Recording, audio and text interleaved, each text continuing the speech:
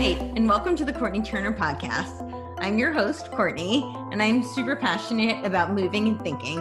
On this show, we are going to dive into all things health, fitness, personal development, lifestyle, and political, sociocultural. I've always been fascinated by people, and I love learning from the experiences and stories of others. This has been a treat for me, and I hope this is enjoyable and useful for you. As always, if you have any questions, comments, or any way that I can make this a better experience for you, please don't hesitate to reach out. Hello, and welcome to the Courtenay Turner podcast. I am here today with Nita Marquez. She is the creator of the Champion System and the founder of the On the Mark unitards, and I have them. They're awesome. I wear them for Ariel. How are you doing today? I'm doing great. Thank you for the shout out on the jumpsuits. I love that you love yours. I love, we connected through Jen Bricker. Mm-hmm. Yeah. So such an honor to be surrounded by such powerful women. So I'm first of all, super excited to be here, and super excited how we connected through such great organic vibes, and Jen's just the greatest. She is. Yeah. Dear friend. Yeah. Awesome. Well, so give us a little bit of a background of how you got into making these jumpsuits and what is the Champion System?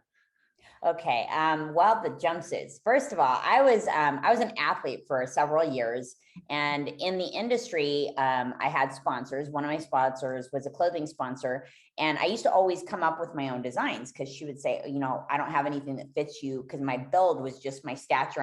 I'm under 5 feet. So she didn't have anything necessarily for my dimensions and my build. So she would tell me, design whatever you want and I'll make it. And then you can wear it. And that's how she would sponsor me. And then I had all my own custom made workout clothes that I designed. Right. So that's how I got into design, but I didn't think I was going to do anything with it. I was just excited because I was an athlete getting free clothes from this course. Right. I had amazing clothes. Yeah. So, I mean, what woman doesn't want free clothes that are cute, that are just one of a kind for her? So Right. That's where that started. That's where my interest started. And as I was being sponsored by that company, I really learned so much from that journey, because I learned about fabrics and the value and utility of different types of blends, and what quality was, and density was required for women who were athletic versus women who were wearing something for, something more leisurely, lounging, or even professional wear, what types of fabrics performed in what way. So that's where I got my start in learning all that. And then when I came up with the jumpsuit, I was retiring from my fitness career, and I was like, oh my God, I do not know what the hell I'm going to do. I've been an athlete for almost 20 years and a mother. And so I was like, okay, I've got mommy and athlete vibes going. And my big thing is like working out and eating well. And of course I was a trainer and a choreographer, and I helped people get ready for the stage, and I did nutrition. But it was just like, I wanted something that was like going to help me be a more powerful kind of, I wanted to connect to people in a way where I could be a part of their days, aside from clothing, aside from nutrition and training. I wanted to be able to connect to their movement. Like, what do you stand for? And so that's where I started thinking, it would be kind of cool to have a clothing line. So I made this jumpsuit thinking, I'm going to have a clothing line, but I didn't know how I was going to have a clothing line because I had no money. So I was like, well, let me just make one for me, because I know what I like. And Right. so I actually designed this for me. And when I was designing it, my big thing was, oh my God, what in the hell am I going to do with a one piece? I've got to take it off to go pee every time. And I drink 2 gallons of water a day. I do not want to go through that. So my big thing was creating something that was convenient for my lifestyle, that was also very durable, that I didn't have to change 3 times a day. So I wanted something that I could wear out during the day, go take my kids to and from school, the grocery store, PTA meetings, professional situations, and then also be able to go to the gym and not have to carry a gym bag filled with, 3 outfits, right? So that was the start of, how do I create something that performs for me? And as I wore my jumpsuit that I created with the drop cut, because I didn't want to have to take it off to go pee every time, then I was like wearing it out, and women would be like, oh my God, where did you get that jumpsuit? I love it. And I would say, well, this woman made it, but I created it, and I created it because I really wanted something. And I would tell them my whole life story. They were like, oh my God. As soon as I would get to the bathroom part, the part about the drop cut, they'd be like, that's brilliant. And I was like, I think I'm on to something here. So that was where it started. So I decided I was going to go ahead and apply for my patent. And I got my patent pending status. And I took out a loan and went and started into production on my first run. I, did research and development, of course, to get the whole product perfected before I did a mass production run. And I just produced a few hundred pieces, and I literally sold them from a little rolly case in the back of my car, in coffee shops, in restaurants, in gyms. At my house, I have a dressing area that I had set up for women to come behind this little, those little dividers where they could have their own little private divider room where it was like my dressing room for fittings. So that was how it started. And now here I am, like, still selling them, and women still love them, and the product keeps getting better and better. And we keep getting more and more designs for fabrics in. So, I mean, I'm just going to keep growing it. I love it. I love the way that I get to connect with women through it. And I love what it gives me the opportunity to be a part of their days, like, because they're feeling sexy, they're feeling functional, and they're feeling powerful. And that's what I wanted to do. And I don't have to like say anything or do anything. I just provide something that helps them do that all by itself. That's amazing. I'm really curious about the patenting process, because I actually looked into creating athletic wear specifically. It was a specific type of sports bra, and it was quite a process. And they were telling me how like patents for clothing are very different than other. I've looked into patents. I was going to do Bluetooth hearing aids. Fortunately, somebody else came out with them better than I would. It was something like $50,000 to patent it. So I didn't need to do it. Somebody else came out with it. I wanted it just for me, but but I've looked into it for fashion, and they were telling me that with fashion, it's really hard because if they change like the slightest thing, your patent doesn't uphold. And it could be like the stitching could be different, and then they can just do. So without further ado, please tell us about that process. Well, yeah, it is. It's a really arduous, detailed process that I think I don't know that I wouldn't necessarily say it's hard. I would just say it's arduous and detailed, and hard is subject to interpretation, I guess. But I feel like it's anything that you want to do. When the idea is put on your heart, there's going to be an arduous, detailed process if you're going to do it right. So I kind of looked at the patenting process like, yes, everybody was telling me, oh, it's so hard. And, oh, it's so much more difficult with fashion. And everybody kept telling, I'm kind of like, I guess it plays in my favor, but I'm a little bit dense. I kind of don't listen to anything that anybody tells me when they tell me I can't. Right. So that has been something I've been notorious for, actually, is I don't listen. Yeah. And Nita just doesn't listen to anybody. I'm okay with that backhanded compliment, or you could say that complimentary insult. I thought about it, and I was like, okay, well, everybody was like, it's going to be 20 or 30 grand, Nita, you don't have the money for that. You've got kids. And I have one son who's special needs. So, it just, for me, I looked at it as anything else. I just got to figure out what the steps are and take the steps, and I'll figure the investment out as I'm going. And I'm not going to listen to what everybody tells me it's going to cost, because they haven't freaking done one. I don't know if I can curse on here, but I mean, emphatically speaking, they haven't effing done one. So, I don't know why people felt they were so, everybody's so compelled to tell you how hard something's going to be and how challenging it's going to be. Sure. I'm compelled to show you that it's just like everything else, and hard is subject to interpretation. So I love it. That's super empowering approach. Yeah, I love it. Thank you. So yeah, I mean, that's how I got it done. I just took the steps and did the research, and I talked with lots of attorneys who were going to charge me lots of money, but I got information. I got feedback from every one of those attorneys. So even though I didn't settle with all of them, obviously, to go into business with them, I learned something from each of them that ultimately led me to my final choice, and then led me down the journey to finally secure my patent, and finalize, all the submissions to the patent office and all that stuff. So, I mean, I took that approach, and I have to credit, two women that I've felt a lot of empowerment through their processes, and it's going to seem like unlikely choices for for, you know, people that I would look up to, I guess. But maybe this one, not so much. Sarah Blakely, obviously Spanx, because people are like, oh, you know, Sarah Blakely, and Spanx. So she was one person. And then the other person is Bethany Frankel.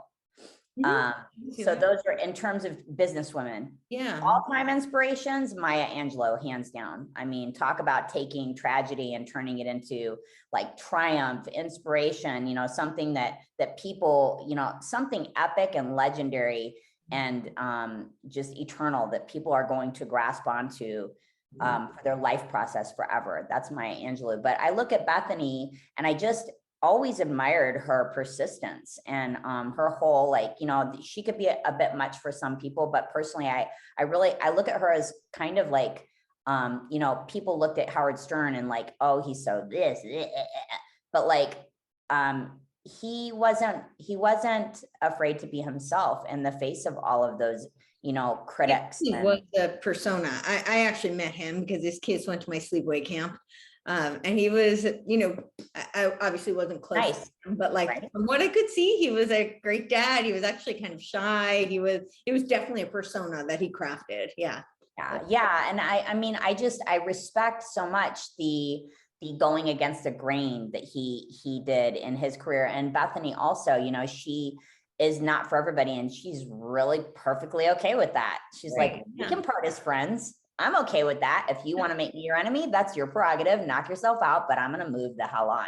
Like she just thrives no matter what. And, you know, she has quite a story about, you know, there's not a whole lot of vulnerability that she expresses regarding her father, but I can imagine as any of us, every woman, you know, when they were a little girl, wanted their daddy's love and protection and celebration. And, you know, unfortunately, you can tell that she did not receive that in the way that she felt uplifted through. And so I really have a lot of respect for her taking that journey and turning it into a journey of persistence. And if I'm not going to be loved by the people I was put here to be protected by, I'm going to fucking love myself. Excuse my language, but seriously, that I think is just, it's just a powerful stance. I think it has really changed the game and the trajectory for a lot of other women in business, the way that she handled that particular area of her life and how she's poised herself in business as a result of it.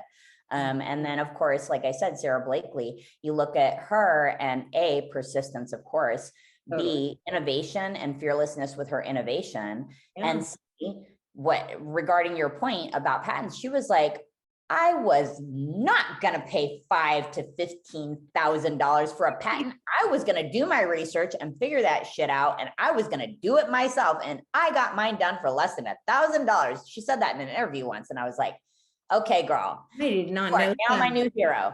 Yeah. So there's an interview out there where she says, I mean, I wasn't speaking verbatim, but it's so many words but that ending comment, she said, I was not going to pay $5,000 to $15,000. It's just like, you know, she was just so obstinate, like, again, you know, to the point of not listening. A lot of women are told, oh, you're stubborn, you're thick-skulled. But when, you know, and I'm not a man hater. I love men so much. But I think it's really unfortunate to previous generations who have been subjected to this. Because I think it's changing now. I think we're shifting the paradigm in our generation, but how when a man stands his ground, he's just standing his ground. He's not stubborn. He's not bullheaded. He's not being a pain in the ass. He's not difficult. He's just standing his ground. He's a strong man. But if we do it, oh, she's just stubborn. You just don't listen anyway. You think you know everything. You think you're better than everybody. No, I think now, unfortunately, they're really attacking the men too. You know, the men who stand their ground and who they're toxic, right? So yeah, it's unfortunate because it should be embraced. Strength, you know, masculine strength and feminine strength are different. They're not the same, but both are beautiful and essential and, you know, quite powerful. And I think, you know, when they work in conjunction, then that's, you know, the yin yang, I think. Magic. Yeah, exactly. So that's where God lives. Right. God is not an entity that we can look onto. that beingness, that isness is right there. When the masculine and feminine meet, that is where God lives. When those two energies collide, that is when God happens to you. Yeah, that's when creation happens too, which is also godlike, right? So yes, exactly. Yes. Oh my gosh. I love that you brought that up. Yeah. And I agree with you. I think that men are getting pegged for it. At the same time, I think there's a lot of while we're seeing a lot of like extremes right now, the pendulum has been so far at the other end. We needed it to swing that way. Eventually it's going to settle into the center and it's going to swing back and forth for a while. But it's going to get less and less extreme the more it swings. And eventually, just like the pendulum, personally, more than like focusing on, either side of where it swings or even bringing it to the middle, I want to see more of people like you embracing what their personal strength is, right? I think we all are. Yeah, I think it's so incredibly inspiring. You knew you had something to contribute and you knew that you had the ingenuity, the persistence, and you were going to figure it out regardless of what other people said. So I think that's what we need. We need more people recognizing their strengths. I personally believe that, all human beings were, blessed with gifts. And I think it's incumbent upon us to harness those gifts and to share them so that we can be a contribution to the world. And so, regardless of like whether they say like women shouldn't be stubborn or, men should tame it down, whatever, regardless of all of that, that's just, messaging that's being foisted upon society. I think what we can embrace though is people like you saying, no, I have something to contribute and this is my mission. I'm going after it. So I applaud you for doing that. And clearly there was, you felt called to do it. So, no matter how difficult people said it was going to be, or they tried to attack you, you knew this was something you were supposed to do and that you had a passion to do. And so you did. So yeah, and I love that I get to do it. I mean, literally, like I've had emails from women who have bought my jumpsuits, and I mean, I answer every single inquiry and comment that comes in. I am the final reviewer. Even if anybody on my team receives it, I see everything.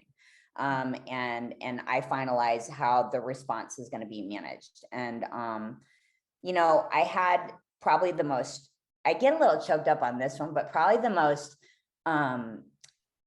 tear-jerking and most soul-touching email that I've ever gotten was an email from a woman who she had listened to my audiobook, and based on my audiobook, she learned about my coaching system, and then she looked me up, and then she found my jumpsuits, and she said, oh, wow, she has jumpsuits. And then she ended up buying a jumpsuit. And when she bought the jumpsuit, she was a Zumba instructor, right? And she said she had bought it for Zumba, and she sent me this beautiful, long email. And she detailed how her life journey, she said, when I discovered your book, I really felt the rawness of you. And I really wanted to reach out to you and say, I appreciate it. But I wanted to say, I also got one of your jumpsuits and I want to share with you that it represents something to me. And she said, in my journey of my life, I was, she had been, violated as a little girl.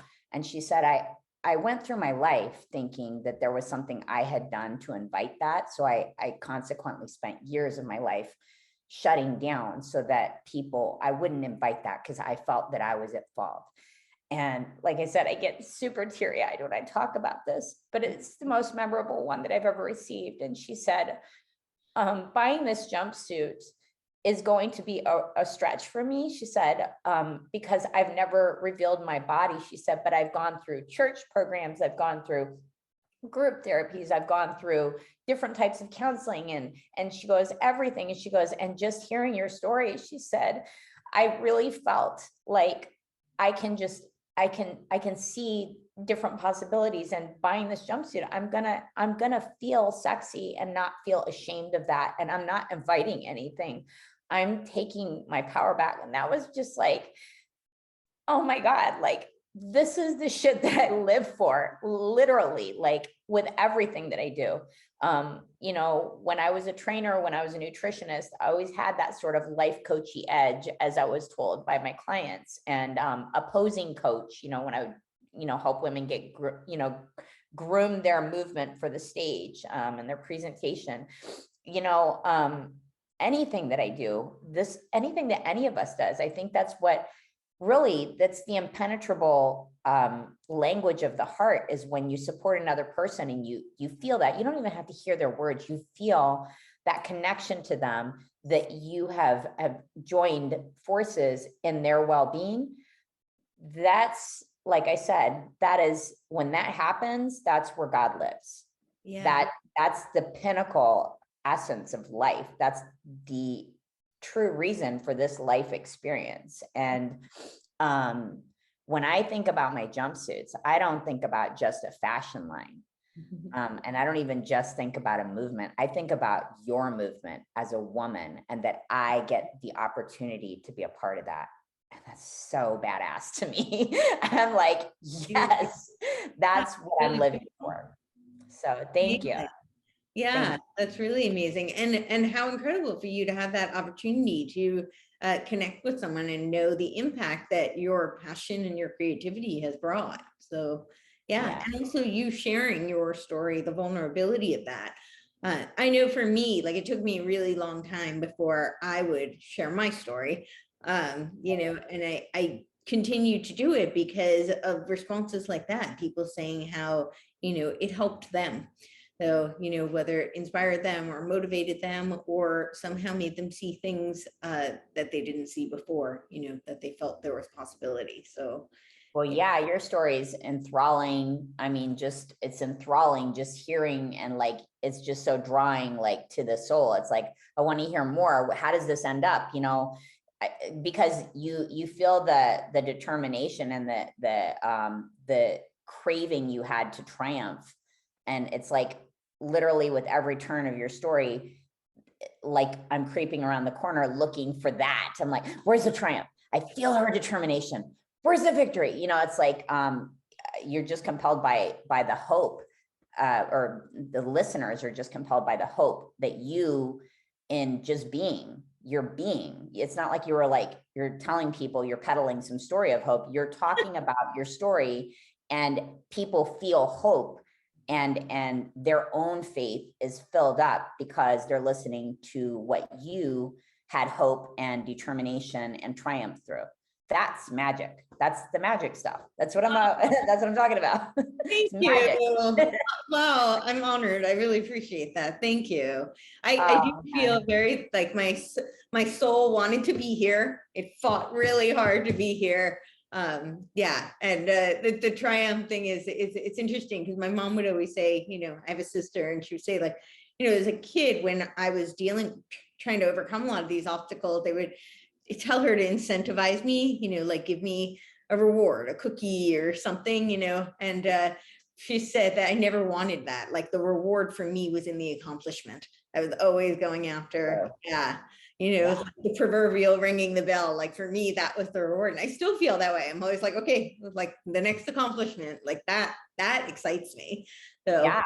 Well, that's actually, it's to circle into like the whole neurological aspect, because I'm a neuro geek, and I've been like since before it was a trending topic. I started studying brainwave activity, just its effects on the body, and nutrition and exercises effects on the brainwave activity. I started studying all that stuff back in college. Because I just found it really intriguing. College is a neuroscience major, so I'm all in. Yeah, tell me. So, but what you're talking about is the RPE, the reward predictive error, and what the reward predictive error is that the actual dopamine flood that everybody's looking for, that reward at the end of the goal, that's actually non-existent. It doesn't happen. That's why people crash after that post victory crash. That's what it is. It's actually the adrenal glands just bottoming out, because you were dosing dopamine on every step. So every time you took a step, you had a little secretion of dopamine, and then you set another small step goal, and then you hit that step goal, and then there's another secretion of dopamine. So it's in the process that you actually generate and garner the dopamine process. Yeah. And then there are points where you have floods of it, but like it's the actual doping, if you will, Yeah. of dopamine that you're getting in the process of the journey. And then when you find that you can accomplish this big thing, then you get there and you've been thinking of it all along, but you've been getting doped out on the progress. And when you get the goal, you're just like, oh, I'm here. And then you crash. It's true. It's like adrenal. Yeah. Actually, it's for survival purposes. We're wired that way so that we want to put in work, right? So like as a primordial beings, we had to go and hunt and gather for food, and, you know, to survive, we had to build heat and shelter, and, you know, it wasn't so easy. And so that dopamine response was to motivate us to do the work. And reward us because we are reward centered beings, but the reward isn't the goal. The reward is the process. It really is. It's the ability to, that's what, you know, all the new agey stuff is like, oh, just be. Well, that's what being is. It's being present to the process, being completely congruent with the ideology that I can. Yeah. I can. That's it. Absolutely. Being is in the present. So it's it's not future oriented or past reflective. So tell me, so you were saying you were an athlete and that's how you got into the fashion industry. So how did that come about? How did you did your fitness competitions, and how did you get involved in that? So when I got into fitness, it was sort of happenstance. I grew up with, for anybody that has heard my story, everybody knows about my mom's background. She was an addict. My mom was, you know, she was a teenage girl when she got pregnant in the 70s, early 70s, teenager. Her mother got killed in a car accident. So she really had no one. We had my grandfather, but he was an alcoholic, and there just wasn't any stability for her. And, you know, here she was with a kid, and then she had another kid, and then another kid. And, you know, she was a young girl and obviously wanting for love. And I wasn't raised in, as you can imagine, the most stable environment, but one of my addictions at that time that I developed was an addiction to food. And I found comfort if I could like gorge on food, right? And eventually I developed an eating disorder. And when I was on my own at 13, you know, it was kind of like, it was like just scrapping to survive, right? So I would just get food scraps from, you know, wherever, however. And when I got to the point where, you know, I was in the system and became part of the foster care system and all that, later on, I really started to go through this period of self-image issues, and I developed an eating disorder. I was hospitalized for that and depression. And I spent a summer in a psych ward, basically at a hospital. And, you know, I was damaging myself. I was really I was really a little train wreck as a teenager. And so I had dropped out of school for a year, and I was working at Denny's at one point. And during the time that I was there, people can find out the details of why, but eventually I just decided, you know, this is just not my ending. I know it's not. And I went back to school, went to day school and night school all year, graduated on my 18th birthday, and got a full academic scholarship to University of Arizona. And during that time, I was just like always in awe of Corey Everson, one of the biggest Miss Olympias in history. For bodybuilding, women's bodybuilding. And at that time, bodybuilding was what the equivalent of like bikini competitors look like now. They were just more, and actually they were even smaller muscularity wise than the bikini models nowadays are. But they, you know, there was just this beautiful feminine essence and this prowess that I saw with Corey Everson. So if I would see her on TV or on a magazine, I was just like, wow, she was so inspiring to me, because she was just this force of nature. She just looked like power and prowess in a woman's body. And I was like, I want to be that. And so when I got into college, I really was enamored with the idea of fitness based on her. And then I started taking different fitness classes. And as I shared, I was interested in how nutrition and movement could have an impact on your brainwave activities, and how your brainwave activities had an impact on everything else internally. And, at that time, nobody was really talking much about quantum physics, so I didn't know anything about that. But I just thought the whole brainwave thing and how cool it was that you could manipulate that with movement and nutrition. So that was where that started. And then when I met my ex-husband, I was working with a trainer at a gym, and the trainer that I was working with, he turned me on to the idea of being a fitness competitor. I was like, what's that? And then I met my husband, and my husband's carrying all these fitness magazines around. He's like, hey, that's you, girl. You look like those girls. I was like, I do not look like those girls. I would like to look like those girls, but I do not look like those girls. And that was what led me into it. Between my trainer and my husband, I was just like, wow, I really could do this. I would want to do it. And so I got pregnant, and we had our first baby. We weren't married yet. And then after I had the baby, I just said, I'm going to do this. I wanted to do it before I got pregnant, and I'm going to do it now.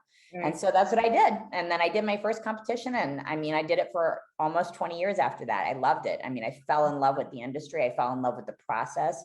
I fell in love with the people when I could be on stage, and I was connecting with audiences, performing. That was amazing. And, being able to be in control of something for once in my life was like, oh, this is what I get to be my own me for. I get to determine this. I want to do this for a long, long time.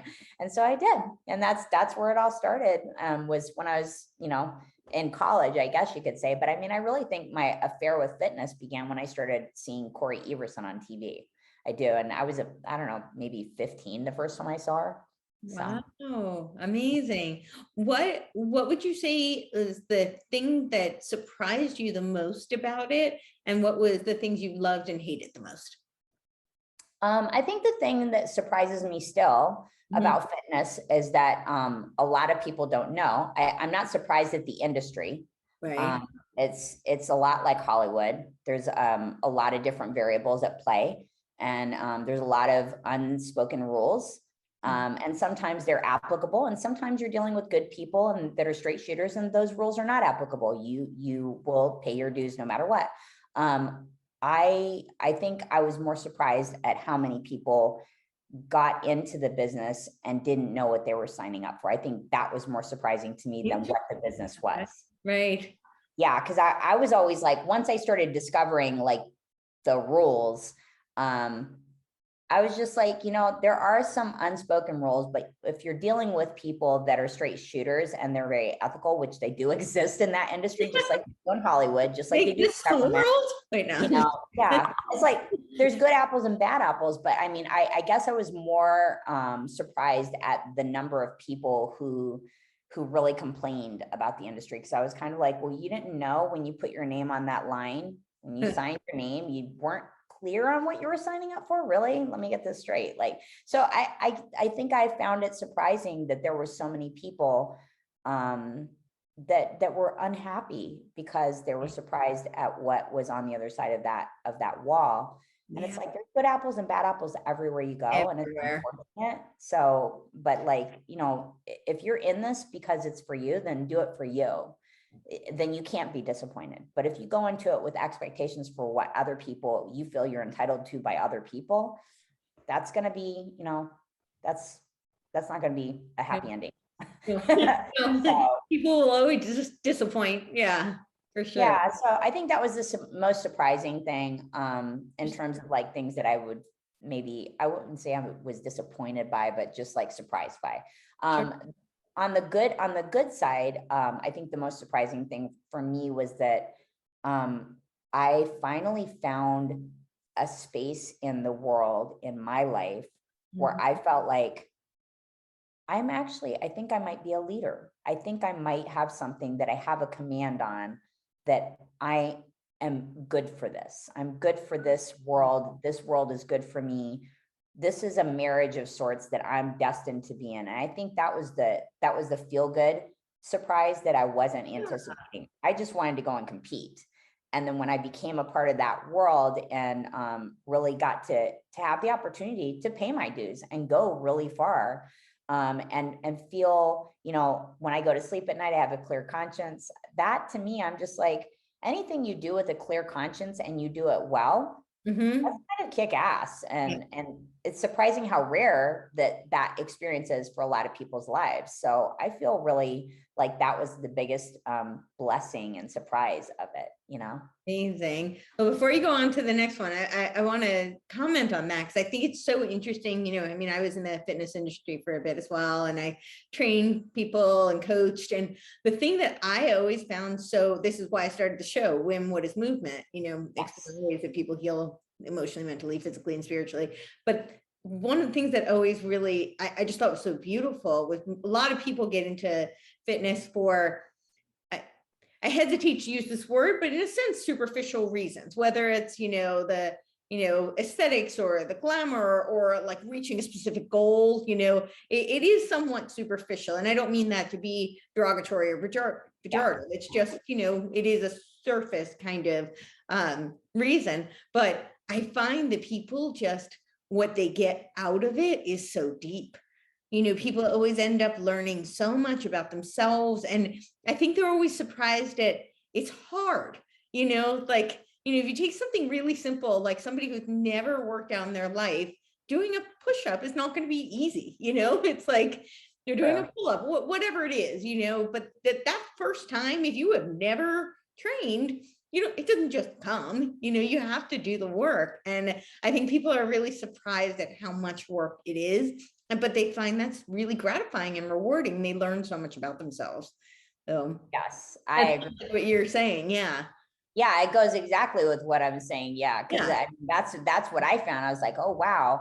I mean, I did know that it would be a lot of work, but I mean, to the point of the RPE, I think I was so high on the RPE that I didn't even pay attention to how hard it was. Right. I just was like in the process. I mean, I was so committed to that industry. I was committed to my husband, I was committed to my family, and I was committed to that industry. And there was just, to me, it was, you know, yes, it's challenging. Yes, there are moments that, you know, are exhausting. But yes, there is something beyond this, and it freaking rocks. So, yeah. So tell me, what was the thing that you hated the most about it? I think God, hate's such a strong word. I never even let my children say that when they were growing. Sorry. No. You don't have to apologize. When I hear that word, I'm like, oh gosh, do I hate anything? I don't even hate. It doesn't have to be hate. It could be, yeah, we can tone it down. Like the thing that you really didn't like, or, you know, that was you know, surprised you in a negative fashion. How about that? Absolutely. I would say the most, I guess, yeah, disappointing, or the thing that was easy to loathe. The thing that was easy to loathe was listening to people complain. Yeah.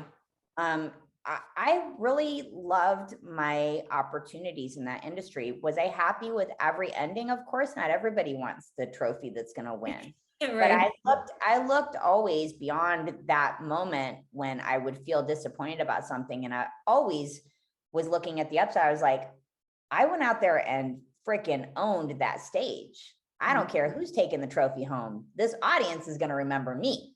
Right. So, you know, I got to connect with them. I got to swim in the spirits of these people for a few minutes. You know what I'm saying? And so I was always looking for the upside. And it was really actually kind of annoying being backstage, watching people have temper tantrums and, you know, the rage fits. And, you know, I'm not invalidating anyone else's, you know, perspective, or their disappointments or the amount of work they put in that sometimes maybe they did get cheated. But it's when you're doing it to the expense of an entire, you know, if you look at it as like you know, a team, you're back there with your whole team of your community, and that temper tantrum that you're throwing, and, you know, throwing shit across the dressing room, or, you know, coming back. It's one thing if you come back crying, but it's one thing if you come back crying and raging and like throwing shit around. that is not just a woman thing either. I mean, it was something that happened by anybody, you know? So it's like, I think that like, just that was, it was, I don't know, it was discombobulating is the best way to put it. You'd be backstage, you're focused, and you know, for that brief moment before you recollect yourself and go back to focus zone, you're dealing with somebody's, you know, shit. And it's like, listen, I don't go to your house and shit on your lawn. Can you like stay off mine? I don't mind if you want to take a shit on yours, but do it inside the house, or at least in the dark, so I don't have to be out on my lawn like smelling yours. Like, I don't need you throwing that onto my lawn. I don't want the pungence. I'm not interested in it. So, I mean, I know it sounds like maybe, again, like invalidating. I'm not invalidating the right that anybody had to feel disappointed, because certainly, like I said, there's some bad apples, and you would be disappointed by the cheated results on some occasions. But just the temper tantrum throwing and their, you know, their entitlement. I don't know. I can't even with people like that. I'm just like, just do that somewhere else. Yeah, well, I mean, to speak to, because you seem to feel like you really have to qualify the, you don't want to invalidate other people's experiences. So people are, you know, their emotions and their perception of their experience is never invalid, but what they do with that, you know, they have full control over that. You can choose to throw a tantrum or not throw a tantrum, and you can choose to throw a tantrum in private or to disrupt everybody else's lives with your tantrum. You know, that's within your purview. And and there's a time and place for those things. So when other people are prepping and dealing with their own stress and their own emotions, it's probably not the time to, it's a little bit narcissistic to decide that your emotions need to be. Yes, I'm so glad you said it. Yes, agreed 100%. Totally. So so tell me about the champion method and how did that come about? Well, the champion system is actually something that I think it really started, you know, way back when I was in college, but I didn't know I was starting it. I didn't have an acronym for it back then, but I really was intrigued at, as I've said a couple of times now, the idea that, wow, so like our brain has like these waves and it's a signal and it's telling our body stuff that we're not telling our body to do, because we don't have to tell our body, but we can make the brainwaves be more effective with that or not, by eating a certain way and by thinking a certain way and by moving a certain way for a certain amount of time with a certain intensity. Really? I just thought that was so neat. The first time that realization hit me, the first time, I just remember feeling like somebody just took an atom bomb of knowledge and just exploded it in my brain. Wow. I was like, I suddenly saw the world through this whole new lens, and I was like, whoa. I guess you could say it was like, it was that era of my life on ayahuasca. It was like the ayahuascan experience of that level. Wow. All right. Yeah, really like groovy, mind-blowing, and elevating. Yeah, totally. And fascinating. Absolutely. Yeah, so that's where I think I really began the journey into what has culminated now as my brand, the On the Mark Unedited Champion System. So it stands for 8 things. It's an acronym. It's cleanliness, hydration, abundance, mindfulness, playfulness, inner circle, which is also interchangeable with information. I'll share why in a second. Optimism and nourishment. And so those are the 8 pillars on which, you know, of all the people that I've studied over the years, whether I've interviewed them, studied their biographies, studied them in other books, studied their methods. These are the areas, these are the key areas that every successful champion is thriving because of. They have practices within each of these 8 areas and really refined results in each of these 8 areas based on their daily habits, right? And so I started doing it, I think, I don't know, probably about 7 or 8 years ago on my own for me. And it was just kind of like, okay, in this area, I'm being like this. In this area, I haven't been so great. In this area, I'm doing really, really good. And so what I discovered was that, wow, I have like, I'm great with like, I'm awesome when it comes to nourishment, because that's nutrition, right? I'm awesome when it comes to playfulness, because that's activity and motion. I'm working out all the time. I'm a dancer, because I was in fitness, you do a lot of dance. So I'm dancing all the time and going to choreography sessions for other people and teaching them dance. And there's all these different things, right? So playfulness and nourishment, and then hydration. I was drinking like a gallon or two a day. I'm straight. But all the other areas, I was like, it was like a shit show. So it was like cleanliness is the, there's three main components that every main functionalities of every person in the world. Every human being has three main functionalities. Okay, you tell. So it's your time, your space, and your money, or in other words, your commerce, your energetic exchange, right? Time, space, and money. Those are the three functional components for every single human being. Okay. So when you think about that and you think, okay, cleanliness actually applies to not just how clean my house and my car are, how clean is my mind when it comes to my money? How clean is my life as it comes to my time? And I was like known for never being on time to anything. I'd be backstage and I'd be like talking to somebody, or I'd be still like dilly-dallying in the dressing room, and they're like lining up my class to go on stage, and they're like, where the hell is Nita? Nita, get over here, get your ass over here. Like the stage people knew me because I had been competing for so many years, and they had the ability to talk like that, because they would be like, you're frustrating the hell out of us right now. So it was like I was so annoyingly impunctual. To the degree, I always say if there's a punctuality gene, it skipped me for sure. Well, yeah, and I felt like that for a lot of my life. I think I've gotten a lot better the last few years to really have given, like, I think, and you can speak to this too. It's like when you find the things that really drive your passion, you're not just passionate about them, they drive your passion. Yes. They become so vital to your days that you're going to be early to all of those things, because you're just like ecstatic about them. It's like when you fall in love, like you want to be ready and prepared when you go out with that person every single time. Once you get used to them, you're just like, meh. And I think that's why a lot of relationships fail, because it's like we stop trying, right? So, but if you are driven by, your passion is driven by something or someone, if that's what's like, you're feeling your fire is like, because of it, you're like, oh, hell yeah, I'm there an hour early, baby. Where are we going? You know what I mean? Right. So that's the time, space, and money. I just didn't have, fluency, I guess is the best way to put it, in any of those areas. I was disorganized. Everybody was like, oh, you're so type A, because I did fitness competitions and I was a really great athlete, but I was great at doing what I was told. I was not organized.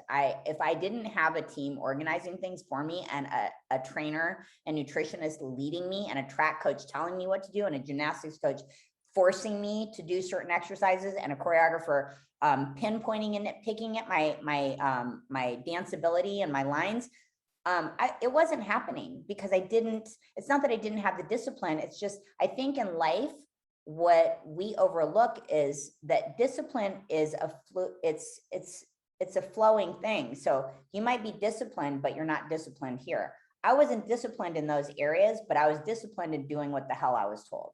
Right. And if you told me to do it, I was going to do it to the max. You were obedient. Yeah. Yeah. So, I mean, that's where, as an athlete, or even like for musicians, it's very similar. It's imperative to have the right team, because to be the best, you really have to put all your energy into execution. If you're having to think it through, it makes it much, it takes your psychic energy into other areas. Any dancer really knows that. I think musicians probably do too, but I can really relate to that with dance. Like if you're thinking about the movement and you're thinking about the count, it takes away from the performance and the creativity and the fluidity. All of that goes out the window, because you need to be really present. You can't be present if you're counting down and like what move comes next. And yeah. So that's like, that was like what I think when I think about time, space, and money, and I think about my abundance mindset, abundance doesn't have anything to do with money. Money has something to do with abundance, but abundance doesn't have anything to do with money. It's a state, and it's derivative of our ability to have gratitude, and that gratitude is derivative of our understanding that we have freedom. Our freedom is derivative of our acknowledgement of our choices, and our choices are derivative of our acknowledgement that we actually have time, space, and money with which to choose and delegate our lives on a daily basis, right? So yeah, so that's abundance. That I was just all over the board with that. I had a lot of gratitude for the people that were like my sponsors and my team and my husband and my children for tolerating my grumpy ass while I was competing, all that stuff. I always, my ex-husband, a lot of people know that I've raised my children alone since he and I split up, and he hasn't really been a part of our life. But I will say this, it's interesting because with him, what I really know is that, he was a great supporter at that time in our life, and one of my greatest cheerleaders. And I always tell people, I kind of don't know how that man did not kill me in my sleep. It was such a pain in the ass. I was a good, loyal wife, Right. but I was, and I was caring, but did I have some temper tantrums, and was I sure complicated to deal with. I mean, I was really. Yeah, you were saying you did like anger management, right? I did 8 years ago. I guess it's closer to 9 now. But yeah, I went into anger management. That was like, and that's a great segue into that, because as I realized through the champion system reviews that I was doing before it was actually, a system I was practicing on people with. I was realizing, like, over the years, I have these areas that I excel in, but all these other areas that I'm just a mess. And I wouldn't look at those areas. I wouldn't look at them. Right. But when I hit like that rock bottom point where they just said, okay, you're not going to look at us. We're just going to come and sit right on top of your head and your shoulders and your back. And we're going to crush you until you're rock bottom, until you are forced to evaluate why we've gotten so heavy. And that's what happened. And that was why ultimately I went into anger management. I was really, understandably with my upbringing, repressing a lot of things. My thing in my head was, my idea was, oh, I'll do that when I'm successful. I'll do that when I'm rich. I'll do that when my kids are older and I have more time. I'll do that after the divorce is over. Okay, well, I'm divorced now. Now I have to manage the children by myself. So I'll do that after the kids are gone, and so I was always pushing it off. I'll do that when, I'll deal with that when, I'll deal with that when. And you can't stop those things. If you repress them, they still live, and they will live into the areas of your life that are vital for you to perform in, so that you're no longer performing to a point of survival in those vital areas. And then you're consequently feeling crushed and suffocated, and you have to look at them. And that is what happens when people hit rock bottom. And that's what I did. And so when I did, that was a really challenging time in my life. I was suicidal. A lot of people don't know this, because I was on my Facebook posts, just that the ultimate patriot for my industry, the ultimate patriot for my kids, the ultimate, just like, so like, I wanted to be a cheerleader. Right. I was not going to bring anybody down. And, it just eventually caught up to me, and I was having, these rage fits, and people think that's like not really an issue. Excuse me 1 second. I'm so sorry. No. My, for some reason, my, just realized that my plug on my computer was not in. So I was wondering why the heck my computer was telling me it was going to go dead. Okay. Oh, sorry about that. It'd be bad. So yeah, when I went into anger management, I had gotten into a car wreck. And for months before that, I had been idealizing. I didn't have the balls to cut my wrists or overdose, because I thought, oh, if I kill myself, like, I really wanted to die, but I thought if I kill myself, then, my kids will know that their mom was a coward, and they'll have to live with that example. And I don't want them to have that hanging over their head. So I was idealizing, like, maybe if, if something happened, if I had some kind of an accident of, if I was in a fire, like something where I could die, like with honor, like this You is could be a martyr. Yeah, this is the sickness of somebody who has, whether you want to call it emotional issues or rage issues, but this is the sickness of a person with some form of mental illness, addiction, whatever you want to call it. It's all really very, very parallel. But it's all illness, and it's a sickness in the mind. And I was so sick that I just kept thinking, if I can just not have to live, but not have to burden my kids with my cowardice. I just wanted to find that answer. I was like literally praying for that answer. And I got into a wreck one night, and it was the other person's fault. And I absolutely 100% thought, this is it. So I remember grasping my steering wheel, and suddenly I'm fine. And I'm like, I couldn't believe it. I was devastated. Wow. And in that moment, every drop of rage that I had ever felt multiplied by 1,000% and rushed up from the feet of me to my head. And I just screamed bloody murder at God. How fucking dare you? And I just shouted, and it is so belligerent and so enraged and so hurt. Like, why didn't you fucking take me? Why won't you give this to me? I have done everything for you. I've never sold out. I've done everything the way you've told me to do it. How dare you keep me here? How dare you do this to me? I was so angry. And I just kept shouting and shouting and shouting, and I'm shouting belligerences. And I'm sure that the man that hit me was probably like, what the fuck is wrong with this lady? And I'm like, he probably thought I was mad that he hit me, but it's like, what's I'm like, I'm shaking and I'm screaming and I'm crying. And then I'm like, okay, I'm out of gas. And when I ran out of gas, I just was like, took that deep breath. That you take when you realize, okay, well, time to start again. Completed. Yeah. And traded information with the man. And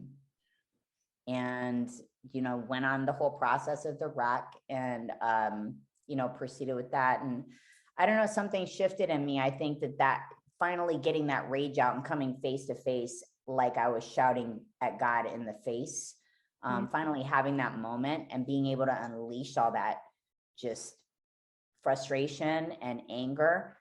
I think it finally emptied some things out so that I had space to finally just feel thankful to be alive. And I think things changed after that. And that was when I went into anger management, and I didn't have really a plan. I didn't know what was going to happen. When you're an addict of any kind, sure, you don't think, okay, well, I'm going to get it together now, and this is how it's going to go. And those people don't last in the program. So, I began my journey into the uncertainty. I couldn't swim away in my career anymore, and I couldn't swim away into my family, and I couldn't swim away into my ambitions, because I felt like everything was gonna fall apart if I just didn't get my shit together. Wow. That's amazing. So it really was like the wake-up call that you needed. And yeah. Wow. And that was the final frontier. That was like it. Once I finally realized, oh wow, like I have this problem and I need help. I remember sitting my kids down and saying, I sat them around me. We're sitting on the floor. I sat them in a circle around me, and I said, Mommy needs help. And I wept, and it was very emotional. And I just said, I need to get into some programs or something, and I'm going to look for help. And I just want you guys to understand what's happening right now. And I mean, a year and a half later, like my oldest daughter would tell anybody, she'd be like, she's not even the same person, because it really worked. It changed my life. And from there, I really dedicated a lot of my energy to making everything that I did be geared toward, finding ways to create something that could be of support to others besides just, I'm going to train you in the gym. Oh, I'm going to give you a nutrition program. Oh, you're going to lose 5 pounds before your wedding. Like, it wasn't about that for me really to begin with, but I mean, it more so after the anger management, I think I found a lot more purpose in things, and a lot more interest in devoting myself to things as though it was about the purpose and the service than it was about the actual act. So yeah, so that's where everything shifted. And then, I started coming up with the concept for the champion system as it relates to other people, but I knew it was going to take time. So, but now I'm doing it. Yeah, well, and the system is quite complicated. Did you come up with, this is just the creator of me is kind of curious, like, did you come up with the name first and then create the acronym, or did you start developing the elements of it and then figure, how did that all come together? The elements were, like I said, I had been evaluating myself for years, but hiding from the parts that sucked, that I sucked at. And then when I really started, that's kind of human. We all do that. Yeah. Right? And then after the anger management, and after I really started devoting my energies toward creating something like that I could be of service to, I kept thinking, am I going to be a life coach? Because everybody would say, oh, you're such a life coach when you work with people, you're such a great life coach. But I don't know, there was something about that didn't feel really right for me. And so when, I would take different courses with different leaders in that space, I was always, examining what worked for me and what didn't, and what I might want to add to what I learned there to give to others. And so, I just built it up, very organically. It arrived very, much through my own movement as far as like the acronym and, just realizing like, there's actually these areas that I'm studying. How could I make this into something? And, I just always liked the idea of acronyms. I'm a writer, so I like words. So then that's where it started kind of taking this different turn, because I've always written, poetry and, to deal with life. But then I also write a lot of empowerment themed poetry. And I don't know, just everything was kind of gearing towards that. And I don't know, one day it hit me like champion. I was like, what would that be? And then I came up with the acronym. I'm like, oh my God, like that's actually perfect, because I was a fitness champion and I've championed these different challenges in my life, and people are meant to be champions, and we're all champions. We're born champions, but then the layers get put on so that we're suffocating the champion aspects, but we can champion the challenges. So I don't know, that word just resonated for me. And then when I came up with the acronym, I'm like, this is what it is. This is the thing. That's the thing that I've been being to do. So there it was. Amazing. That's awesome. And how long did that process take you? You said like it kind of took time, right? I think a lot of people, in general, just like in terms of like branding and in terms of coming up with systems, and it essentially it is a system, and even if you're not like coaching directly, you're coaching people through this method, right? But people think like, oh, well, we'll just come up with that, not really how that works. But I think the process is different for anybody, from one person to the next. I think for me, I definitely felt like, I've been told by a lot of people, well, I had this girl tell me one time, we were at an event for, we were finalists in a fitness event, and we got, taken on this cruise, and they were going to be, choosing the winner on the cruise. And so we're all having talk, and this girl said, she said, so what are you going to do? And, once you are done with fitness and everything. And I was like, I said, eventually I'd like to go back and get my PhD, and I'd like to study theology and different religions of the world, because I've always been interested in that. And I said, I'd love to write, a dissertation and just like take time. And she goes, she said something like, well, you can't spend 5 years writing a dissertation, to kind of like jab at me, like you can't take your time doing everything. Cause I was talking so much about, being organic and taking your time about things. And I remember thinking, oh, well, okay. And I'm thinking to myself now, as you ask that question, I'm like, I guess that's kind of what I did, except the dissertation ended up being a business that pays me. So in your ear, girlfriend. Yeah. So yeah, but I think for me, it was, maybe a longer process than it might be for somebody else. I don't know that I did anything quote unquote right. I try not to define the ways that I do things as right or wrong. Yeah.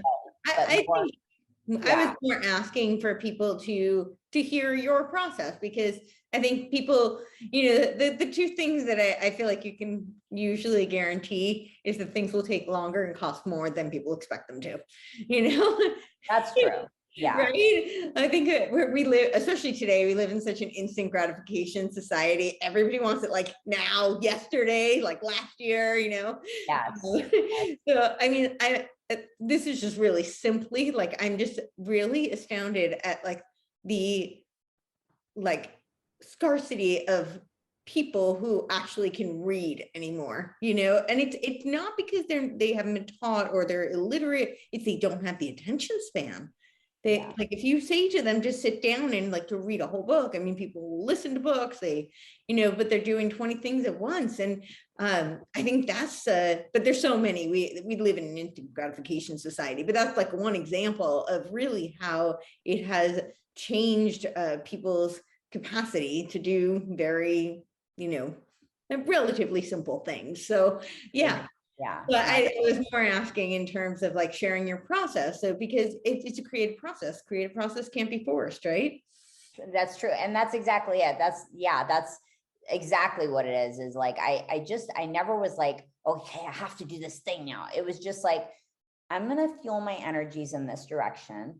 Mm-hmm. And energy is just, it's energy. It manifests something somewhere. So all my job is to do is use my consciousness and my choices, or I should say, use my consciousness to make choices that help align me with the shift, align my energies with a shift in the direction of. It doesn't mean I have to do this way, this thing this way, this time. And then by this time in 6 weeks, I've got to be here. And then like, I've never lived my life that way. I mean, certainly there's something to be said about the projection process, and being linear when you're talking to things like speaking to things like athletics and, things where there's those measurables, those granular goals that you can set and accomplish. But I think for your life purpose, like I always tell people, I don't think that like purpose is something, I couldn't even put it into words and it would be blasphemous if I did, because your purpose is so powerful and magical. To actually try to contain it with language it's almost like it diminishes the value somehow. So rather than trying to prove anything or explain it, just allow it, That's fascinating to me. So I think we really do have a pandemic of purposelessness. I think we are in a society where, the cynic in me actually thinks this is by design. That's the cynic in me. Whether it is or not, we see the result. And usually you can judge things based on the result. You can, infer the motives. But I think that we really have, this society where people are so devoid of purpose and they feel their life is meaningless. And, I think humans always question, meaning, right? Viktor Frankl wrote Man's Search for Meaning, right? Great book. Beautiful book. Yes, beautiful book. When I was in high school, actually, my freshman year of high school, I wrote a paper on the pre-Socratic philosophers, and it was called Man's Search for Primordial Transcendence. So it was really essentially all about finding meaning and how is our time here, does it leave a bigger imprint? How do we transcend? So it's something I've personally always been fascinated by and intrigued by. And I think that's part of human nature, is we're trying to figure that out. But I do see that we are, as a society and as a culture, there is this pervasive lack of meaning. And, I could go on many tangents as to why I think that is and what creates that. But when you talk about it as something that you can't, that somebody can't codify or, verbally express their purpose, that's really fascinating to me.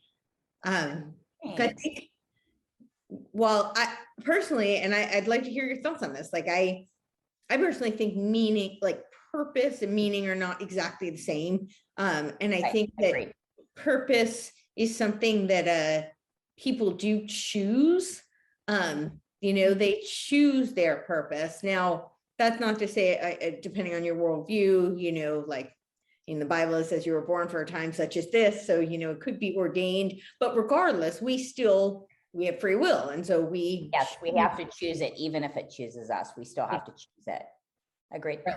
So yeah, and then meaning, I think meaning, we're meaning making creatures. We don't like the unknown. We don't like things being just like obscure, and so we have to kind of define things just so we don't go crazy.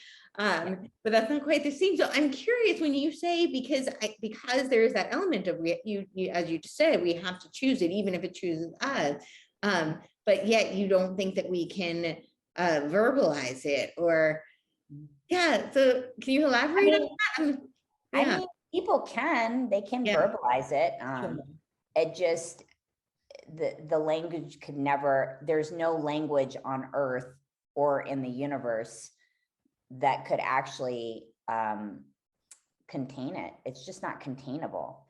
Purpose is, it's the essence of you before you came, and it's the essence that will be left in your legacy. Purpose is not something that you can say, well, this is my purpose and this is why I'm here.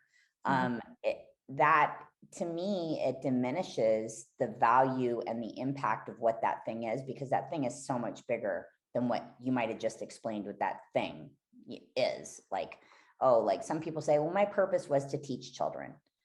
Okay. No, that is a choice and an act. That's not a purpose. That may be an intention that you choose to take part in every day and devote your energy towards, but that's not your purpose. Your purpose is so much bigger than that. So much bigger than that. I mean, like beyond the world, bigger than that. Before you were here and after you're gone, bigger than that. Yeah. That's not your purpose. That's leading you, your purpose may be leading you to do that. That's not your purpose. I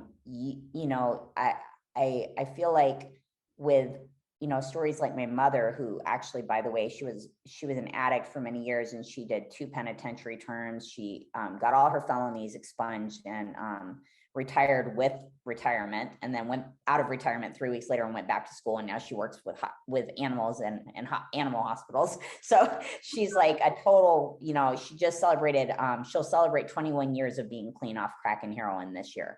After 25 years of using. I mean, 2 heart attacks and, years of the family not knowing where she was, me not knowing where she was. All of us girls, her daughters, were separated most of our lives, don't know each other, different dads.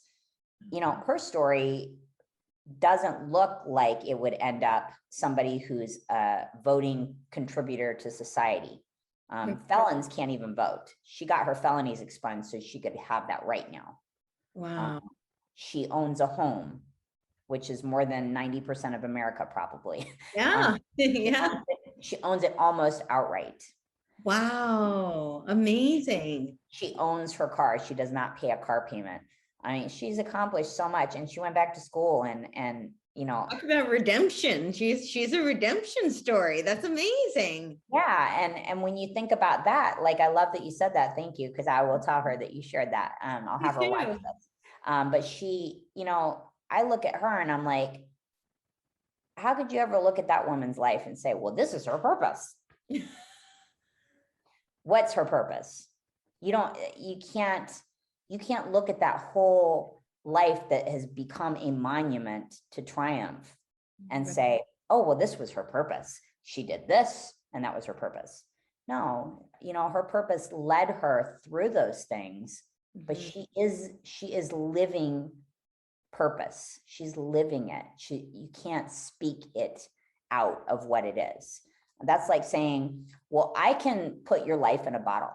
I could put your whole life and just put you and your oxygen, your flesh and everything. I could put it all in a bottle. It's not really you, but like, I'm going to put it in a bottle. Like, right. No, you can't. So I don't know if that's a clear enough elaboration, but no, absolutely. And it's so profound, and that resonates so deeply for me, actually. I think, a lot of people are like, well, what's your purpose? Because your purpose is going to motivate you and carry you through. I've always felt like your why makes a lot more sense than, in that context. And I still think that, you need to know why you're doing something. Not always, to be honest, actually. Sometimes you feel compelled to do something you don't know why, and you follow it, right? And that may be purpose that's speaking through you. But the why, I think, is really good for people to get in touch with, especially when they're struggling, when they're lacking motivation, when they lack discipline, when they're filled with depression, anxiety, despair, those types of things. A why can really help drive things. But purpose, I think there is just this context. I think what it really speaks to is the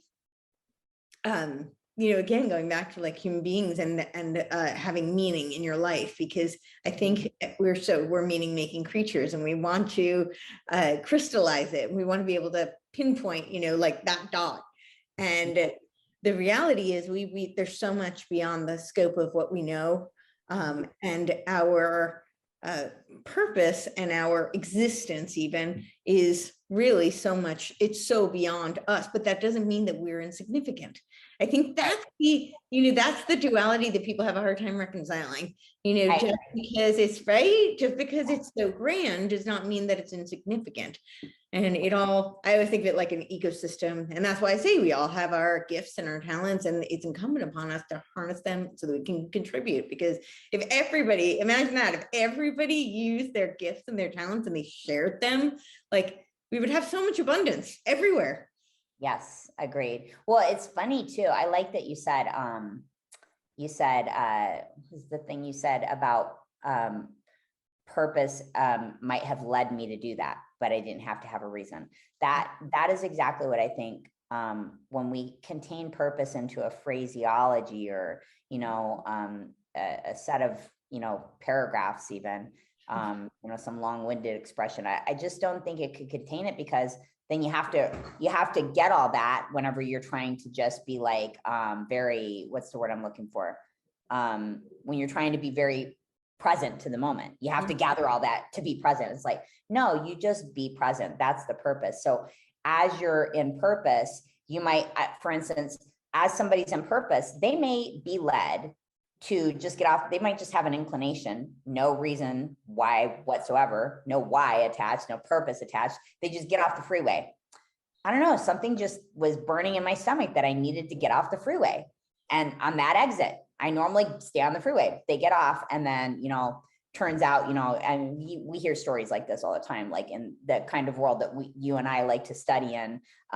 We find stories of, oh, wow. And they got off the freeway, and then, 30 seconds later, a plane crashed on the freeway and burned all the cars, that's the thing with purpose.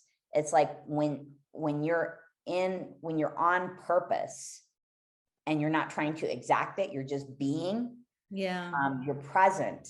And that's when the voice of your soul, which is living, inside of you, being and leading you through your purpose, that's when it can speak to you. But when you're like all wordy about everything and needing to think it through, like, not saying that you shouldn't think, but when you need to hyper intellectualize everything and you can't rely on the uncertainty of just the truth of your soul's voice, you can't be led by your purpose. You're confining it. When you're trying to exact what your purpose is, you're going to confine that present moment out of your experience. And so the other thing that you said that I thought was cool is about purpose and existence. And actually, when you said that, it was funny because I felt like just voluminous within when you said that. It just tapped into something. And I feel like purpose and existence are different, but they're the same. Purpose, existence is present in our beingness. We're here existing so that we can live our purpose. But the whole purpose of existence is literally to exist. The whole purpose of existence is simply to exist. But when you're existing for your purpose. Right. It's a feedback. Yeah. I mean, I call it a mind fuck, actually. It's a total mind fuck. But that's why not exacting it is, that's why I'm impelled to steer away from the exactment, is because it really is, it's, if you get too mental about it, it is a mind fuck. So if you just step outside and you just realize this is what it is. Right. And that's where this comes from. It doesn't stop. Right. Stop. And I can't speak to whether or not reincarnation or, apparitions exist. Am I closed off to the possibility? No, because we literally only see about, I think we actually only see like 20% of actual reality. We see. Yeah. And then we receive that 20% through our receptors. Our brain does the processing of the actual vision. 80% of what you see is processed here, but you're only seeing 20% of what actually exists outside of your body. Yeah. Yeah, it's true. Because you're only seeing the initial receptor is your light receptors in your eyes. They're only able to absorb 20% of what's out here based on the light bouncing off of objects and, matter and, particles. Yeah, no, absolutely. And therein lies the reason to not get too mental, because you could just, how far down the rabbit hole are you going to go? Yeah. Are you going to live, or are you going to be in the rabbit hole? So it's like, I love studying it, but I just don't feel the need to get caught up and suffocate myself with it, because then we can even go down that rabbit hole too far and just be constantly trying to figure it out. And then we're still not living. And we're just as far gone as the person who's not living because they're overindulgent and addictive and repressive and, just living in this the matrix, if you will. Yeah. Right. Right here is where the sweet spot is. There's the rabbit hole, there's the matrix, and then there's right here. Right here is the now and all that, all the new agey stuff. And I don't mean to like make light of that stuff, but I'm just not into like the foo-foo woo-woo. I think there's merit to it, but I really like to see it from the scientific elements that it is on the basis of, really. So, yeah. I'm in full agreement with that. Absolutely. I know. You and I think a lot alike that way. We're like science geeky. Yeah, totally. And I think they've popularized it to make it trendy, but then, they kind of, they skim the surface of what the science actually is. So, well, yeah, that's what, it's no different than what religion has done for years. Yeah. Yeah. I think anything that can, dope up people, in other words, get the dopamine centers going, anything that can dope up people and then also create fear and chaos. It's such that creates the mind fuck of brainwave activity that makes them more controllable. Yep, you got that right. Yeah, so that's where like the isness that I'm always talking about, or being or presence. That's why I drive so much of my life in commitment to being there myself as much as possible and sharing that experience in whatever ways I can help others translate it into their own lives, if they choose. Because like you can wear your glasses, but it's not your job to put them on everybody else. Right. Yeah, very true. So you said that, so it sounds like you and your mom are you connected and you're close, it sounds like. After I went through anger management, ironically, she had already been clean for 13 years, but I was still not really on speaking terms with her. I would let her see her children, her grandchildren. Right. But it was very sparse and limited. And we were not amicable. We went through brief stints here and there where we would be amicable when she was clean, but I didn't have the fabric in me to find forgiveness in my heart for everything that had happened. I didn't have the fabric to deal with any parts of her that were still unhealed. All I wanted to do was attack them. Anything that was unhealed in her, I was so combative with, that my unhealed and her unhealed were just, it was like such a shit show, my favorite phrase, to describe bad things. It just, when I got clean, if you will, with the rage issues and the codependence issues, and started seeing my demons, and I finally took a step down off my little soapbox, because I don't drink, I don't smoke, I don't use any drugs, I don't abandon my kids, I'm a good mother, and I'm this and and when I finally realized, wow, just because I'm not doing the things that everybody that I'm resenting and judging doesn't mean I'm any different. I just picked a different poison. And that was a reality check for me. And when I came up off that soapbox, or came down off that soapbox, I think that was when, in the 12 steps, you call people and you make amends. And sometimes you don't call people, you make amends and you make peace from, a distance, and you allow it to take its organic course, which I did. But with her, I took that step and I made the call. And it wasn't all polished.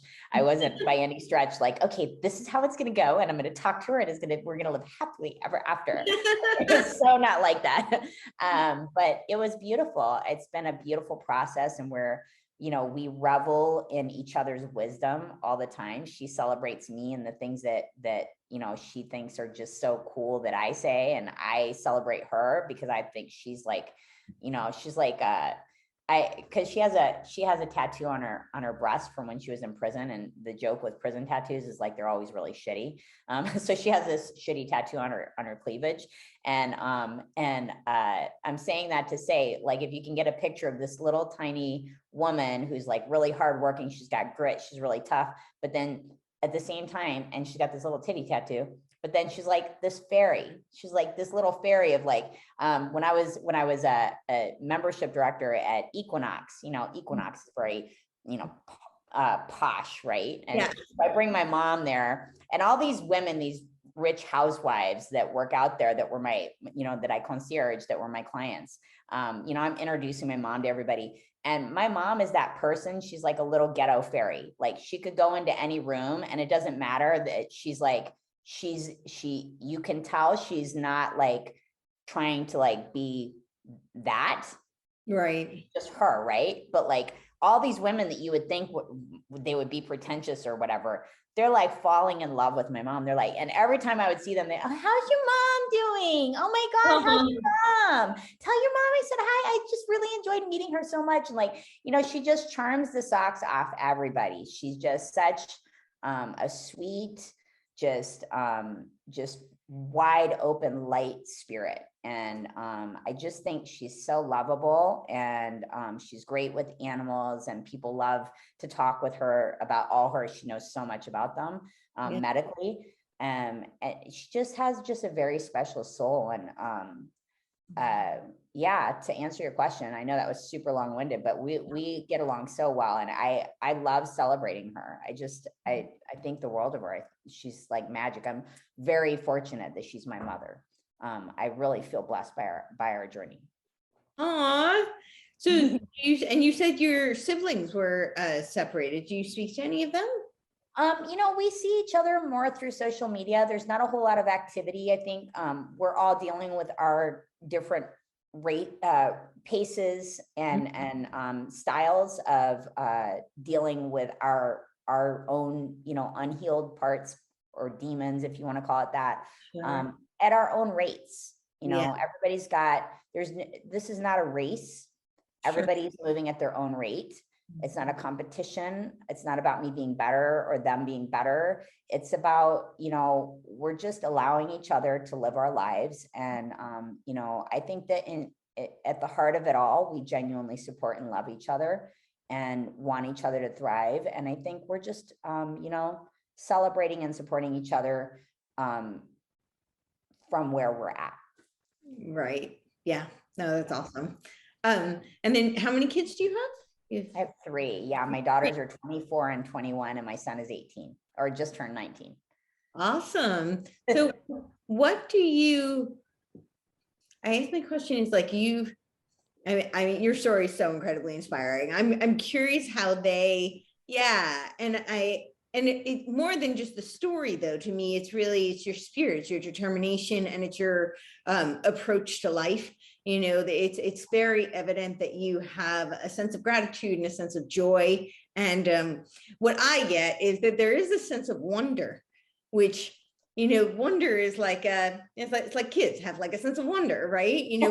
That they kind of go through the world, and but that makes things very exciting. It's not a chore, so I'm curious with your children having knowing your story and knowing their grandmother and just the whole dynamic. How has that impacted them, and what do they do, and how are they? We live in very interesting times, I agree. I'm sure all times are interesting, but I'm biased. I'm only of this. The only time I know of is this one. Yes. In this physicality, this is the only time I know of. So to me, it's quite fascinating. And so I'm curious, like their perspective on things and on what they've learned from your journey. And what you want them to learn from your journey, I should ask. Thank you.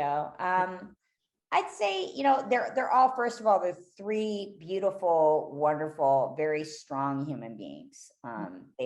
They are, I would say, as stubborn as their mother. And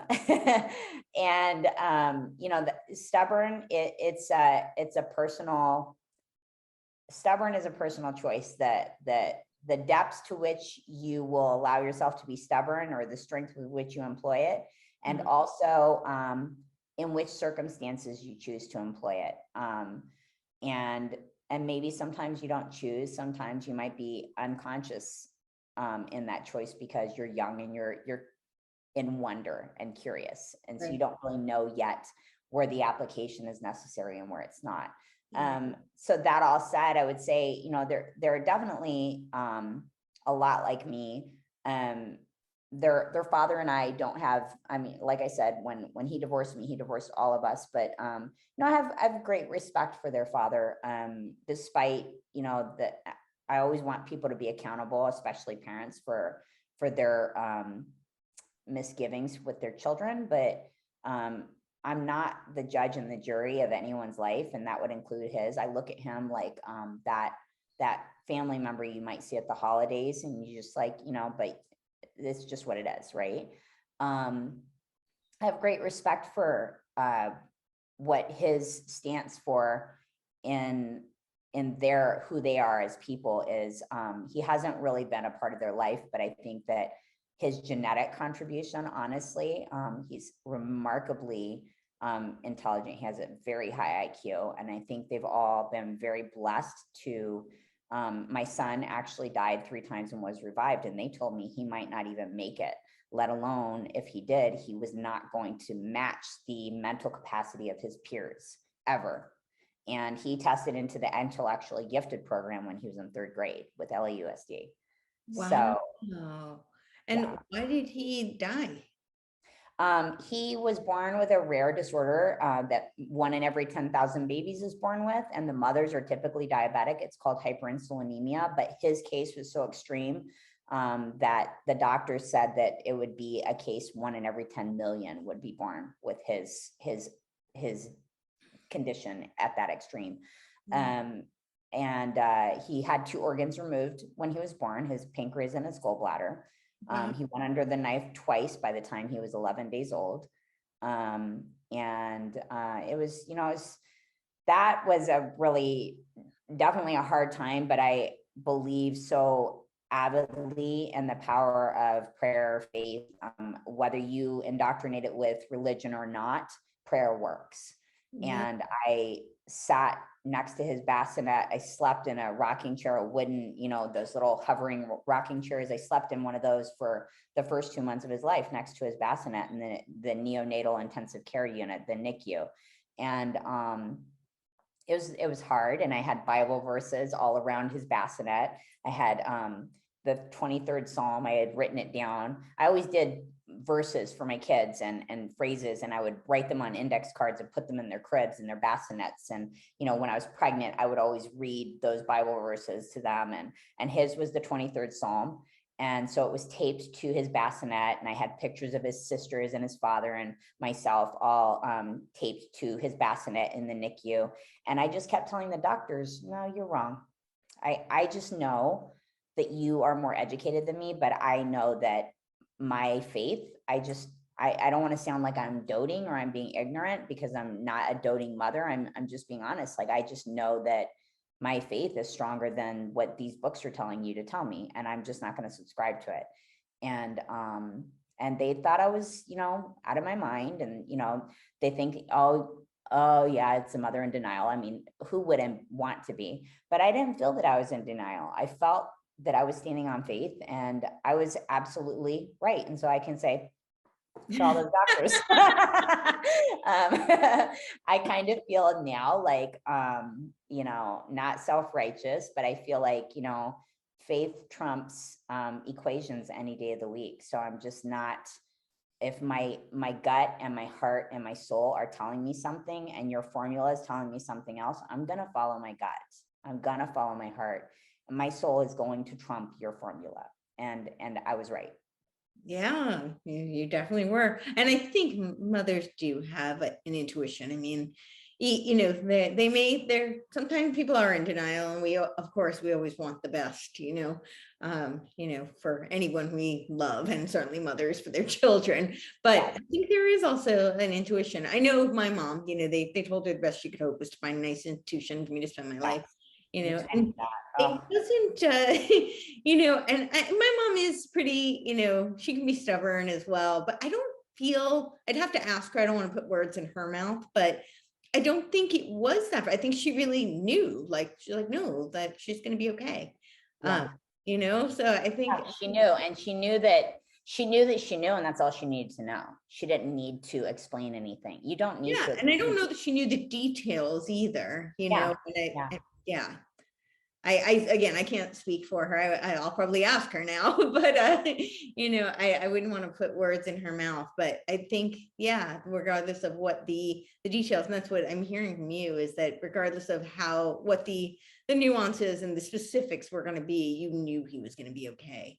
I did. Knew that your faith was going to guide you and protect him. So, which is really beautiful. Yeah.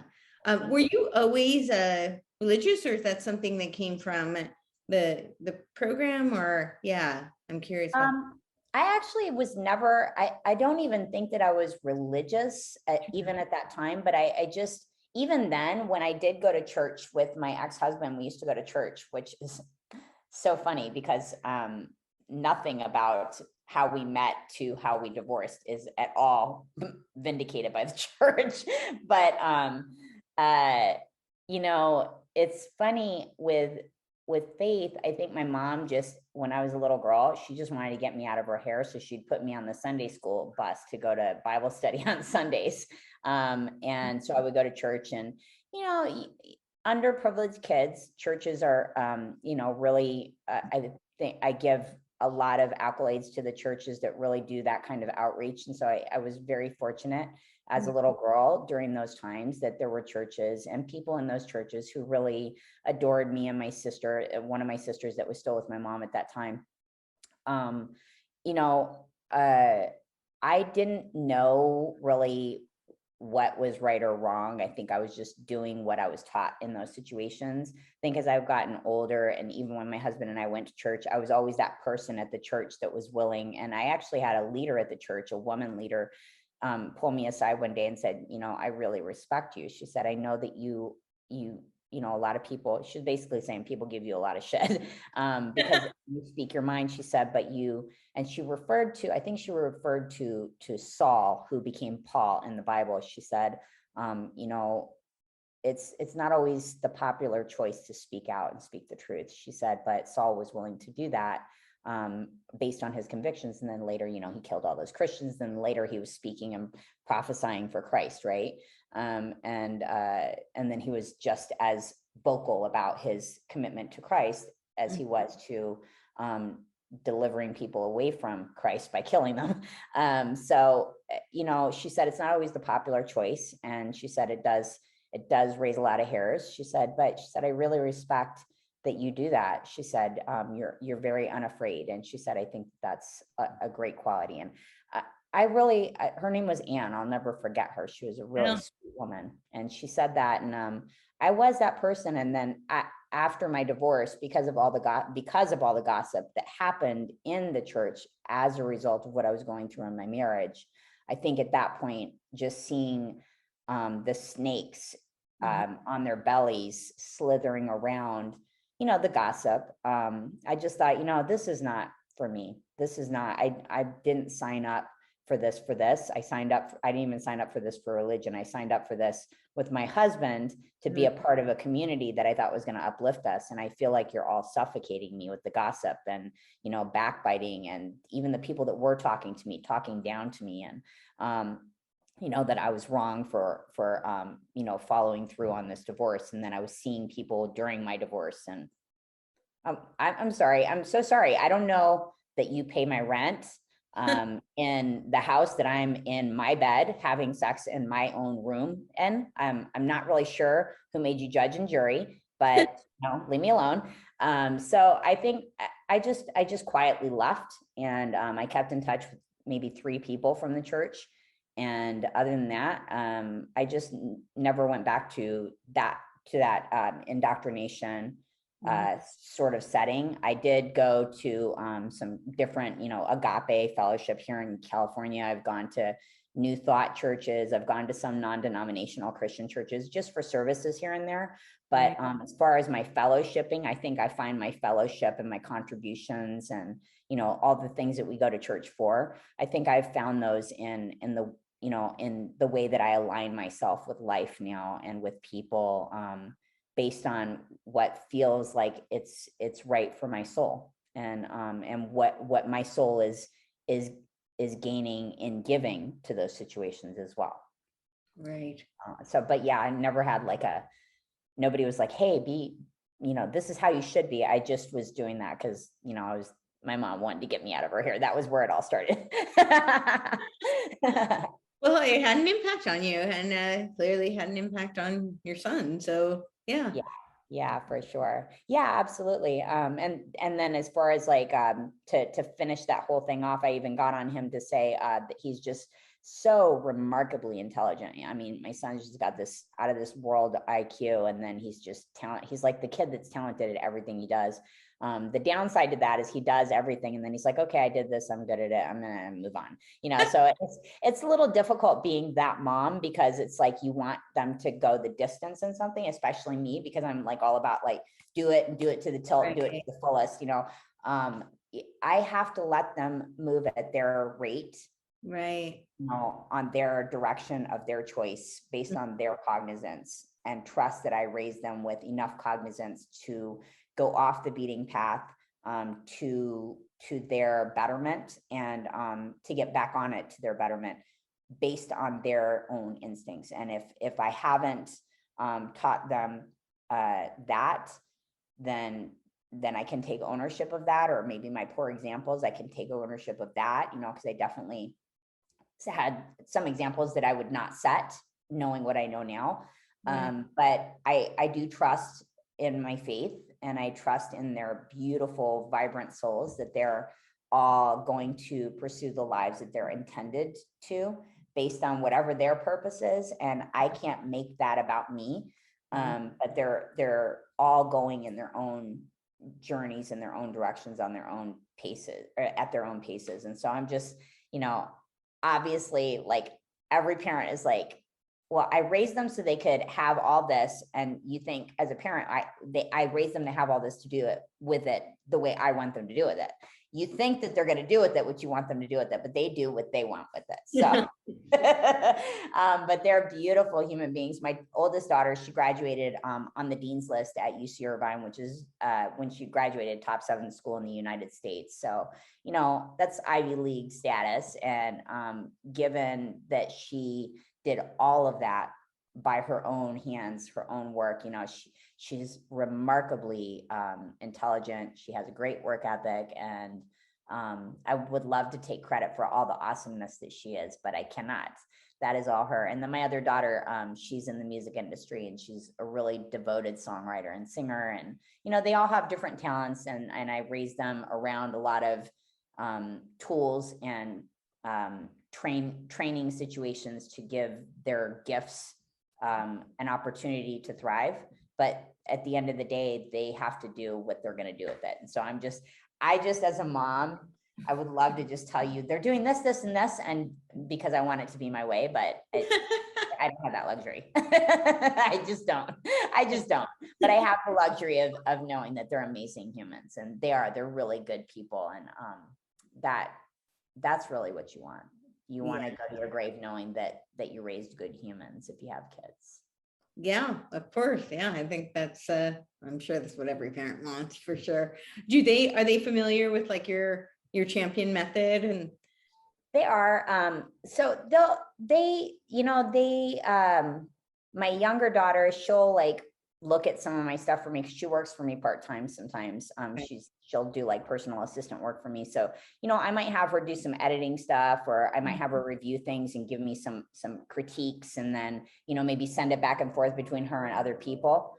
But no, she pretty much does what she does. And then she just kind of will ask me once in a while for advice, but they all move at their own pace. You know, I would love for them to like do all this stuff with me, but they're Gen Z. They don't want labels. I'm hearing my yard workers are out there. I forgot that they do this on Fridays. Let you go.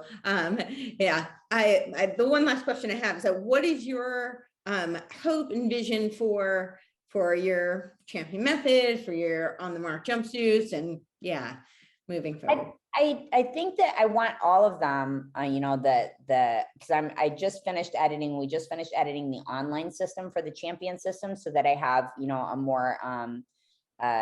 a more universal range of access to me and my methods. One-on-one, there's only one of me, and I can only do that, you know, so many hours a week, because I have other commitments that, you know, I'm really invested in and cannot be at all those things all the time. Right. So in order to be able to provide more to people, I really wanted to do something online that would give people more access. And so that's going to be out. I'm not sure if we're going to release it in like February, March, or if we're going to wait until like July. So we're still talking about it. I have a team that I work with, and you know, I want it to be accessible. But at the same time, I want it to be the right time for me to put that out there. So that's the big thing with the champion system right now, is when to pull that trigger, and exactly, you know, how is going to be the appropriate way to present it outside of just, you know, one-on-one things. My champion system, I still do one-on-ones. And I love that. I love it. I wish that I could do it for everybody, because I get so much out of that experience. I love, just like with you and I right now, just talking, just engaging with people and being able to swim together in each other's energy. I really vibe off that.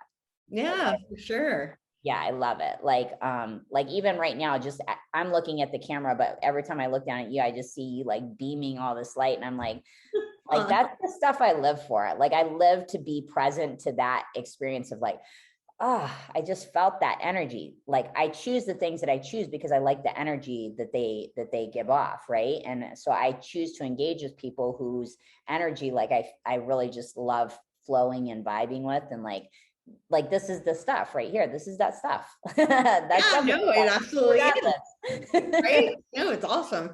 It's so awesome. And I think we need to bring, I understand that, for practicality, it makes sense to, create the online and to multiply yourself in a sense, for practicality. But I think we are moving so far away from that, human interaction, and that definitely needs a resurgence, because it's just not replaceable and it's invaluable. So. Oh, yes, I agree. I love that word, irreplaceable. It's so true, because there are some things that just truly are. They're just totally irreplaceable. Irreplaceable. And then with the On the Mark, you're going to keep making the jumpsuits. Do you have any plans for that or changes? Yes. So I have something in my back pocket that I'm confined to a non-disclosure, so I can't talk about it, but I'm super excited. I have something that I'm working on, a cross promotion, a collaboration with a really fabulous artist.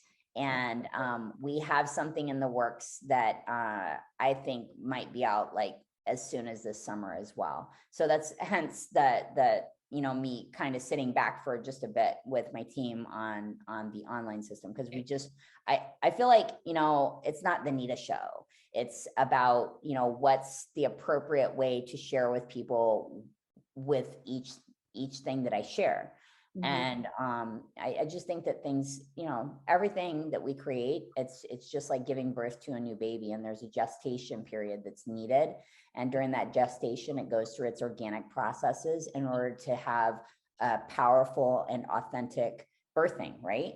Mm-hmm. Otherwise, if you just go in and you just want to do it your way, it's inauthentic, and it's not matured in the process, so it doesn't come fully to life if you do it, on your terms versus the organic terms, right?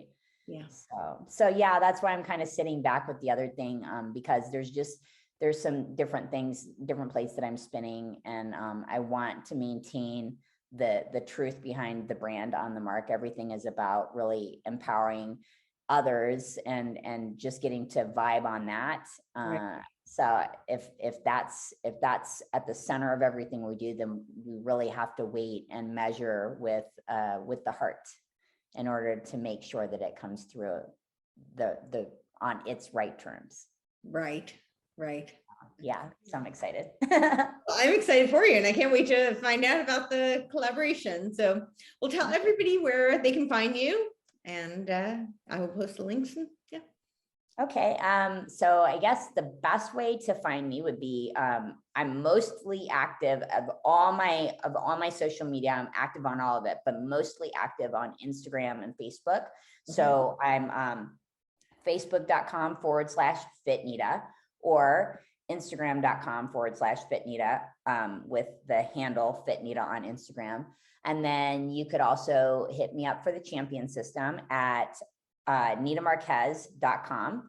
And that's for most of my one-on-one clients. And then my corporate group programs that I do live sessions where I'm, Zooming through or in person with teams. I do sales consulting and I support corporate structures.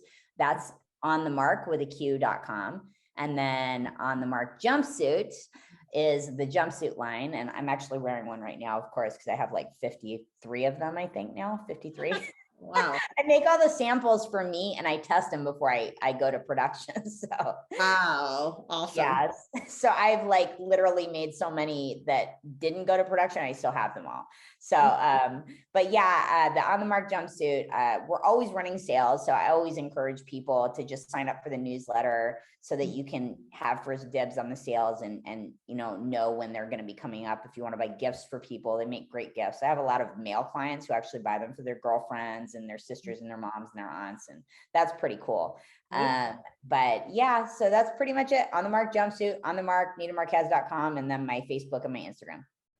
Awesome. Well, thank you so much for being here. It's awesome. Thank you for having me. You are it's humbling to be on your show because you are such a force of nature. You're like a locomotive with your energy, and you're so I can see that you craft this with I think you, first of all, you have tremendous business acumen, but you craft it with such I guess, authenticity, for lack of a better way to put it. I mean, you're just not picking like any hoo-ha's off the street and like, oh, they'll probably like say something cool. Like, I mean, I'm really honored that you selected me to be on this platform and that you know, that you let me come and vibe with you. Thank you. I know your time is valuable. Thank you. I'm honored. And this was really a treat. I really enjoyed it.